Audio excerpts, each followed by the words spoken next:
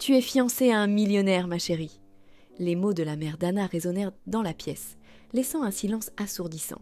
Anna, paralysée, peinait à croire ce qu'elle venait d'entendre. Ce n'était pas une demande, ni même une suggestion. C'était une déclaration, un destin tracé sans son consentement. La pièce était pleine de gens qui semblaient plus préoccupés par l'éclat des bijoux et le tintement des flûtes de champagne que par les sentiments d'Anna. Elle se sentait comme une pièce d'échec, déplacée sans volonté propre, dans un jeu où le véritable amour n'avait pas sa place. Mais, au même instant, alors que son esprit luttait pour assimiler la nouvelle, un regard traversa la salle et rencontra le sien. Un jeune homme, avec des yeux qui irradiaient une sincérité rare, observait la scène avec un mélange de curiosité et d'empathie. Qui était-il ? Et pourquoi son cœur fit-il un bond inattendu ? Ainsi commence l'histoire d'Anna, un voyage qui remettra en question ses croyances et la conduira à découvrir la véritable signification de l'amour. Reste avec moi et vois comment, même dans les situations les plus improbables, l'amour peut trouver son chemin. La ville où Anna vivait était un lieu de contraste. Des bâtiments anciens aux façades usées par le temps côtoyaient donc des constructions modernes et étincelantes. C'était un décor où les traditions anciennes coexistaient avec la précipitation de la modernité, reflétant la vie d'Anna, prise entre ce qu'on attendait d'elle et ce que son cœur désirait réellement. La famille d'Anna était traditionnelle et influente, connue pour maintenir les apparences et s'assurer que ses membres suivaient des chemins déjà tracés. Pour eux, le mariage avec un millionnaire n'était pas seulement une opportunité, mais une obligation pour préserver le statut et la sécurité financière. Anna, cependant, avait toujours rêvé de quelque chose de plus que la simple sécurité et la commodité. Elle aspirait à un amour authentique, celui qu'elle ne connaissait que par les livres qu'elle lisait secrètement la nuit. Le jeune homme qui l'observait de l'autre côté de la pièce, Lucas, était un mystère. Il ne faisait pas partie du cercle social d'Anna, ce qui l'intriguait. Qui était-il et pourquoi semblait-il si différent de tous ceux qui l'entouraient ? Lucas était un artiste, quelqu'un qui voyait le monde à travers des couleurs et des formes, toujours à la recherche de beauté et de signification dans les petites choses. Il était à la fête comme invité d'un ami, sans imaginer que cet événement changerait sa vie à jamais. Le regard échangé entre Anna et Lucas fut bref, mais chargé de promesses non dites. Au milieu du tumulte de la fête, ils échangèrent un sourire timide, un geste simple qui alluma une étincelle d'espoir dans le cœur d'Anna. Peut-être, juste peut-être, y avait-il un moyen d'échapper au destin que sa famille lui avait imposé. Cette nuit-là, après la fête, Anna ne cessait de penser à l'étrange jeune homme qui avait captivé son attention. Ses yeux, pleins d'une sincérité désarmante, semblaient promettre quelque chose qu'elle n'avait jamais expérimenté auparavant. La liberté. Une liberté que seul un véritable amour pouvait offrir. Déterminée à en savoir plus sur lui, Anna décida de revenir sur les lieux de la fête le lendemain. C'était un café charmant, niché dans un coin tranquille de la ville, où des artistes et des rêveurs se retrouvaient. En entrant, elle fut accueillie par l'arôme réconfortant du café, fraîchement moulu, et le son doux de la musique live. Et là, dans un coin, se trouvait Lucas, plongé dans ses croquis. Prenant son courage à deux mains, Anna s'approcha et, avec un sourire hésitant, dit « Je t'ai vu à la fête, hier ». Lucas leva les yeux, surpris, mais son visage s'illumina bientôt d'un sourire chaleureux. « Oui, je me souviens de toi », la fille qui semblait vouloir être ailleurs. Ils rirent ensemble et cet échange simple brisa la glace entre eux. Anna s'assit à la table et ils commencèrent à parler. Lucas parla à Anna de sa passion pour l'art, de la manière dont il voyait la beauté dans les imperfections et de sa conviction que chaque personne avait une histoire unique à raconter. Anna, de son côté, parla de ses rêves et du poids des attentes familiales qui pesaient sur elle. La connexion entre eux était indéniable, comme si chaque mot échangé était une pièce d'un puzzle qui commençait enfin à s'assembler. À ce moment-là, Anna se rendit compte que Lucas n'était pas simplement un inconnu fascinant, mais quelqu'un qui la faisait se sentir vivante d'une manière qu'elle n'avait jamais ressentie auparavant. Au fur et à mesure que les jours passaient, Anna et Lucas se retrouvaient fréquemment au café. Chaque rencontre était une nouvelle aventure, un échange de confidences et de rêves qui les rapprochait encore plus. Pourtant, la réalité ne tarda pas à se manifester. La famille d'Anna commença à la presser de plus en plus sur le mariage arrangé, et la présence constante de Lucas dans sa vie ne passa pas inaperçue. Un après-midi, alors qu'Anna et Lucas se promenaient dans un parc ensoleillé, il remarqua l'inquiétude dans ses yeux. « Qu'est-ce qui te tracasse ?» demanda-t-il, lui prenant doucement la main. Anna soupira, hésitant avant de répondre. « Ma famille, Ils veulent que je me marie avec quelqu'un que je connais à peine, quelqu'un que je n'aime pas. » Lucas s'arrêta, la regardant profondément dans les yeux. « Et toi, que veux-tu » demanda-t-il, sa voix pleine d'une espérance silencieuse. Anna sourit, se sentant plus en sécurité à ses côtés. « Je veux être libre de choisir mon propre chemin. Je veux être avec quelqu'un qui me comprenne, qui m'accepte tel que je suis. » Cependant, la pression familiale continuait d'augmenter. La mère d'Anna, déterminée à assurer l'avenir de sa fille, organisa un dîner avec le prétendant millionnaire, sans qu'Anna en soit informée. Lorsqu'Anna l'apprit, elle se sentit trahie et acculée. C'était comme si ses propres choix n'avaient aucune importance, comme si sa vie était décidée par d'autres. Lucas, de son côté, faisait face à ses propres défis. Il venait d'une famille modeste, qui ne comprenait pas ses aspirations artistiques et souhaitait qu'il suive une voie plus conventionnelle. Malgré cela, il était déterminé à se battre pour Anna, sachant que ce qu'il ressentait pour elle était réel et valait n'importe quel sacrifice. Leur relation, bien que forte, était constamment menacée par les attentes extérieures et les doutes intérieurs. Anna se retrouvait déchirée entre la loyauté envers sa famille et l'amour grandissant pour Lucas. Et Lucas, bien qu'il veuille être auprès d'Anna, savait qu'il devrait prouver que son amour pour elle était plus qu'une simple rébellion contre le destin imposé. Alors qu'Anna et Lucas approfondissèrent leur connexion, l'ombre d'un passé non résolu commença à planer sur eux.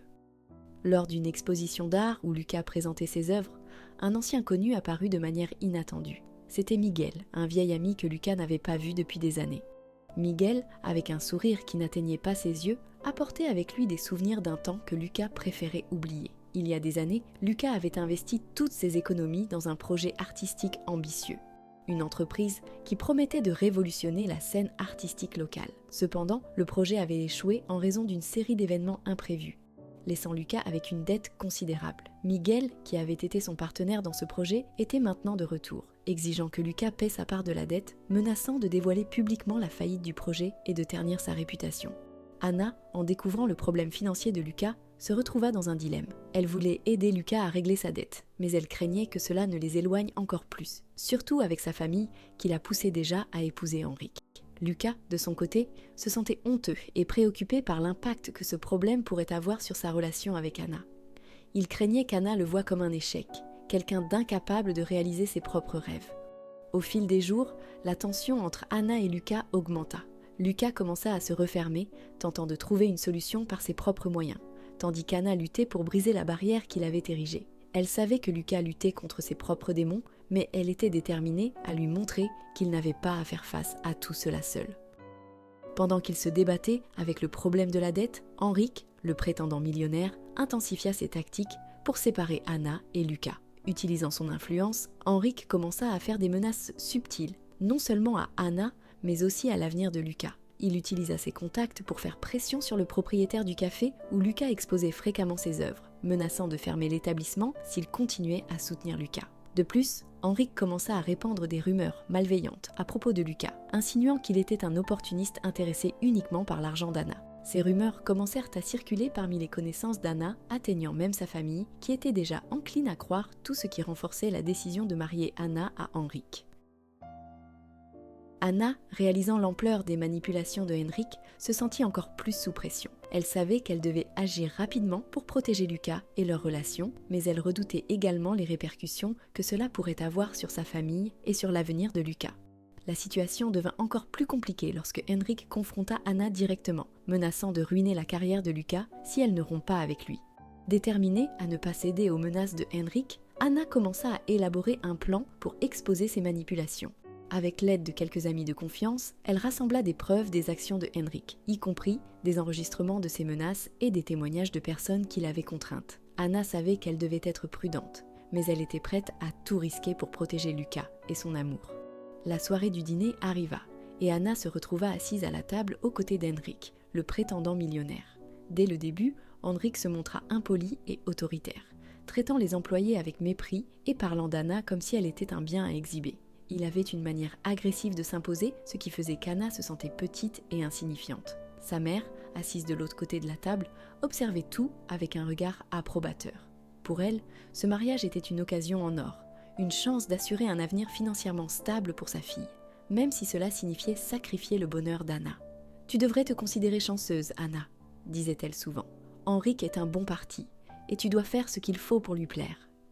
Mais ce soir-là, quelque chose changea en Anna. Tandis qu'Henrik parlait de ses possessions et de ses projets, ignorant totalement ses sentiments, Anna ressentit une vague de détermination monter en elle. Elle ne pouvait plus se taire. Elle ne pouvait pas permettre que sa vie soit décidée par d'autres. C'est alors qu'en plein dîner, Anna prit une décision. Elle se leva, sa voix ferme mais pleine d'émotion. « Excusez-moi, mais je dois être honnête », commença-t-elle, attirant des regards de surprise et de désapprobation. « Je ne peux pas continuer comme ça. Je ne peux pas épouser quelqu'un que je n'aime pas. » Sa mère, choquée, tenta d'intervenir, mais Anna continua, son regard déterminé. « J'ai trouvé quelqu'un qui me fait me sentir vivante, qui me comprend et m'accepte telle que je suis, et je ne vais pas abandonner cet amour. » Déterminée à ne pas permettre à Henrik de continuer à manipuler sa vie, Anna décida qu'il était temps de révéler la vérité. Sa voix tremblait légèrement, mais elle était pleine de détermination. « Je dois dire quelque chose », attirant encore plus l'attention de tous à la table. « Henrik n'est pas ce qu'il paraît. Il a menacé et manipulé ceux autour de moi pour forcer ce mariage. » La salle resta silencieuse, les regards se tournant vers Henrik, qui gardait une expression de surprise calculée. Anna continua, détaillant les menaces subtiles que Henrik avait faites à Lucas et au café, ainsi que les rumeurs qu'il avait répandues pour ternir la réputation de Lucas. Cependant, sa mère, au lieu de montrer de la préoccupation ou du soutien, secoua simplement la tête, déçue. « Anna, c'est ridicule, » dit-elle, sa voix froide et pleine de reproches. « Henrik est un bon parti, et tu devrais être reconnaissante qu'il soit prêt à se marier avec toi. » Les mots de sa mère furent un coup dur pour Anna, qui espérait que la vérité suffirait à ouvrir les yeux de sa famille. Mais, en réalisant que sa mère était plus préoccupée par les apparences et la sécurité du mariage, Anna ressentit un mélange de tristesse et de détermination. Le cœur lourd, mais résolu, Anna regarda Henrik, qui souriait maintenant avec dédain. « Je ne vais pas me marier avec quelqu'un que je n'aime pas, » déclara-t-elle, sa voix ferme. « Et je ne vais pas laisser que tu contrôles ma vie. » Avec ces mots, Anna quitta la table, ignorant les murmures des invités et le regard furieux d'Henrik. Elle s'enfuit, l'air frais de la nuit apaisant ses nerfs, alors qu'elle se dirigeait vers le seul endroit où elle savait qu'elle trouverait du réconfort, le café où Lucas l'attendait. Lorsqu'elle arriva, elle trouva Lucas assis à sa table habituelle, un air inquiet sur le visage. En la voyant, il se leva immédiatement, ses yeux remplis de questions. Anna courut vers lui, l'enlaçant dans une étreinte serrée. « J'ai choisi toi », murmura-t-elle, sentant le poids des doutes et des incertitudes se dissiper. Lucas, surpris mais profondément soulagé, la serra fort. « J'avais peur que tu ne viennes pas », avoua-t-il, la voix chargée d'émotion. « Mais je suis tellement heureux que tu sois là. » À ce moment-là, Anna sut qu'elle avait fait le bon choix. Aux côtés de Lucas, elle trouva le courage de suivre son cœur, de lutter pour l'amour qu'elle avait toujours rêvé. Et Lucas, de son côté, était prêt à affronter n'importe quel défi à ses côtés, sachant qu'ensemble, ils pouvaient surmonter tous les obstacles. Après le dîner tumultueux, Anna se sentait plus légère que jamais. La décision de suivre son cœur et de rompre avec les attentes de sa famille avait été libératrice. Cependant, elle savait que les conséquences ne seraient pas faciles à affronter. Sa mère était furieuse, et Henrik, humilié, menaçait de causer des problèmes à la famille. Mais pour la première fois, Anna ne se souciait pas des menaces. Elle était déterminée à vivre sa propre vie. Lorsqu'Anna rentra chez elle, après cette nuit décisive, elle fut accueillie par un silence inquiétant. Sa mère, avec un regard froid et déterminé, l'attendait dans le salon. « Tu ne sais pas ce qui est meilleur pour toi, Anna. Mais moi, je sais, » dit sa mère d'une voix ferme. À ses côtés, Henrik, le millionnaire, observait la scène avec un sourire satisfait. Les jours suivants, Anna se rendit compte qu'elle était retenue chez elle contre sa volonté. Sa mère, croyant faire ce qui était mieux pour sa fille, avait conclu un accord avec Henrik pour s'assurer qu'Anna ne puisse pas sortir avant le jour du mariage. Les portes étaient verrouillées et Anna était constamment surveillée. Elle tenta plusieurs fois de s'échapper, mais chaque tentative fut frustrée par Henrik ou par les employés de la maison qui suivirent les ordres à la lettre. Pendant ce temps, Lucas commença à remarquer la disparition d'Anna. Au début, il pensa qu'elle avait besoin de temps pour gérer la situation familiale. Mais au fur et à mesure que les jours passaient, sans nouvelles, son inquiétude grandissait. Il visita le café où il se retrouvait habituellement, laissa des messages sur le téléphone d'Anna, mais n'obtint aucune réponse. Sentant que quelque chose n'allait pas, Lucas décida d'agir. Il commença à demander discrètement à des amis d'Anna et à des connaissances communes, essayant de découvrir la moindre piste sur ce qui pouvait être arrivé. Sa détermination ne faisait que grandir, nourrie par l'amour et l'inquiétude pour Anna. À l'intérieur de la maison, Anna refusait de céder. Même sous surveillance, elle cherchait des moyens de communiquer avec Lucas, tentant de trouver une brèche pour s'échapper. Elle savait qu'elle devait être forte, qu'elle ne pouvait pas permettre que son avenir soit décidé par d'autres. Le jour du mariage approchait et avec lui, la tension montait. Anna savait qu'elle devait agir rapidement. Et Lucas, dehors, était déterminé à la retrouver avant qu'il ne soit trop tard. Avec le jour du mariage qui approchait à grands pas, Anna savait qu'elle devait trouver un moyen de s'échapper. La nuit précédant l'événement, alors que tout le monde dans la maison était occupé aux préparatifs finaux, Anna eut une idée audacieuse. Elle se souvint d'un passage secret qui menait au jardin, quelque chose qu'elle avait découvert lorsqu'elle était enfant et qui maintenant pourrait être sa seule chance de liberté. Pendant ce temps, Lucas, guidé par l'intuition et l'amour inébranlable qu'il ressentait pour Anna, décida d'aller chez elle. Il savait qu'il devait faire un dernier effort pour découvrir ce qui se passait. En arrivant, il remarqua un mouvement inhabituel dans la propriété et décida de se cacher dans l'ombre, observant attentivement. Anna, le cœur battant fort, réussit à atteindre le passage secret. Avec un courage renouvelé, elle ouvrit la petite porte qui donnait sur le jardin. Cependant, en sortant, elle fut surprise par Henrik, qui l'attendait à l'extérieur. « Tu pensais vraiment pouvoir t'échapper de moi ?» dit-il en la saisissant par le bras. Mais avant qu'Anna ne puisse répondre, Lucas apparut, sortant de l'ombre. « Lâche-la maintenant !» dit-il d'une voix ferme et pleine de détermination. Henrik rit, méprisant la présence de Lucas. « Et qu'est-ce que tu vas faire à ce sujet ?» C'est alors que quelque chose d'inattendu se produisit. Les employés de la maison, qui avaient été témoins de la détermination et de la bonté d'Anna au fil des ans, décidèrent d'intervenir. Ils se placèrent aux côtés de Lucas, formant une barrière entre Henrik et Anna. « Assez d'injustice », dit l'un des employés. « Anna mérite de choisir son propre chemin. » Avec ce soutien inattendu, Anna se retrouva libre de courir vers Lucas, qui l'enlaça dans une étreinte protectrice. Ensemble, ils affrontèrent Henrik, qui, surpris et sans allié, fut contraint de reculer. Anna et Lucas, enfin réunis et libres, quittèrent la propriété, prêts à commencer une nouvelle vie, où l'amour et la liberté seraient leur seul guide. Le courage d'Anna et la loyauté de Lucas prouvèrent enfin que, même dans les circonstances les plus difficiles, le véritable amour trouve toujours un chemin. Avec le soutien des amis et des anciens employés, Anna et Lucas laissèrent derrière eux la maison qui avait été une prison pendant si longtemps. La sensation de liberté était enivrante et chaque pas qu'ils faisaient ensemble semblait les conduire vers un avenir brillant et rempli de possibilités. Les jours suivants, Anna et Lucas décidèrent de commencer une nouvelle vie dans une ville voisine où ils pourraient tracer leur propre chemin, loin des ombres du passé. Lucas ouvrit sa galerie d'art, un espace vibrant et accueillant où il pouvait exprimer sa créativité et inspirer les autres. Anna, quant à elle, trouva sa vocation dans des projets sociaux, se consacrant à aider les jeunes à trouver leur propre voie et leur propre chemin. La relation d'Anna avec sa famille, bien que toujours complexe, commença à s'améliorer avec le temps. Sa mère, voyant le bonheur véritable de sa fille, commença à comprendre que l'amour et la liberté étaient plus précieux que n'importe quelle alliance financière. Peu à peu, un nouveau respect et une nouvelle compréhension commencèrent à se développer entre elles. Anna et Lucas, unis par tout ce qu'ils avaient surmonté ensemble, célébrèrent leur amour lors d'une cérémonie simple, entourés d'amis et de ceux qui se souciaient véritablement d'eux. Le mariage n'était pas seulement une célébration de leur amour, mais aussi une affirmation de leur choix et de la vie qu'ils avaient décidé de construire ensemble. Alors qu'ils dansaient sous les étoiles cette nuit-là, Anna réalisa qu'elle avait trouvé tout ce qu'elle avait toujours désiré. Aux côtés de Lucas, elle avait non seulement un partenaire, mais un véritable compagnon de vie, quelqu'un qui l'inspirait à être la meilleure version d'elle-même. Ainsi, Anna et Lucas prouvèrent que le véritable amour, lorsqu'il est soutenu par le courage et l'authenticité, a le pouvoir de surmonter n'importe quel obstacle et de transformer des vies. Ils apprirent que le véritable bonheur vient de vivre selon ses propres valeurs et rêves, et qu'ensemble, ils pouvaient affronter tous les défis que la vie leur présenterait.